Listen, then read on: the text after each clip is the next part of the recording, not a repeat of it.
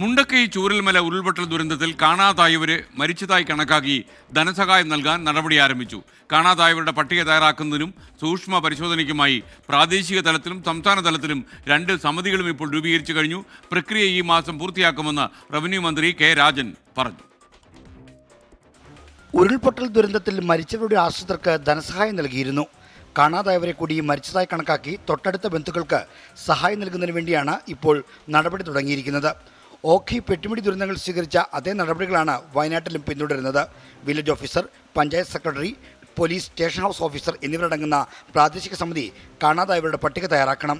ഇപ്പോൾ തന്നെ FIR ശേഖരിച്ചിട്ടുള്ളതിനാൽ ഇതിന് വലിയ കാലതാമസം എടുക്കില്ല. പ്രാദേശിക സമിതി തയ്യാറാക്കുന്ന പട്ടിക ജില്ലാ ദുരന്ത നിവാരണ അതോറിറ്റിക്ക് സമർപ്പിക്കണം. സൂക്ഷ്മ പരിശോധനയ്ക്ക് ശേഷം പട്ടിക സംസ്ഥാനതല സമിതി വീണ്ടും പരിശോധിക്കും. ആഭ്യന്തര സെക്രട്ടറി, തദ്ദേശ വകുപ്പ് സെക്രട്ടറി, ദുരന്ത നിവാരണ വകുപ്പ് സെക്രട്ടറി എന്നിവരാണ് സംസ്ഥാനതല സമിതിയിലുള്ളത്. സംസ്ഥാനതല സമിതിയുടെ പരിശോധനയ്ക്ക് ശേഷം മന്ത്രിസഭയുടെ അംഗീകാരത്തോടെ ധനസഹായം പ്രഖ്യാപിക്കും. മരണപ്പെട്ടവരുടെ തുടർച്ചാവകാശികൾക്ക് നെക്സ്റ്റ് കിന്നിനുള്ള എല്ലാ ആനുകൂല്യങ്ങളും ജനുവരി മാസത്തോടെ ജിയോയിൽ പറയുന്ന പ്രക്രിയ പൂർത്തിയാക്കി വിതരണം ചെയ്യാൻ കഴിയും. 32 പേരെയാണ് മുണ്ടക്കൈ ചൂരൽമല ദുരന്തത്തിൽ കാണാതായിരിക്കുന്നത്. കാണാതായവരെ മരിച്ചവരായി കണക്കാക്കി മരണ സർട്ടിഫിക്കറ്റ് നൽകുന്നതിന് വ്യവസ്ഥകൾ ബാധകമായിരിക്കും. 24 തിരുവനന്തപുരം.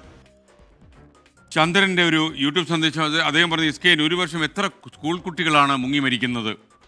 സ്കൂളിലൊക്കെ തന്നെ നീന്തൽ പഠിപ്പിക്കണമെന്നാണ് ചന്ദ്രൻ്റെ അഭിപ്രായം. നമ്മൾ അതിനെക്കുറിച്ചൊക്കെ ആലോചിക്കേണ്ട സമയമായി എന്നാണ് എനിക്ക് തോന്നുന്നത്.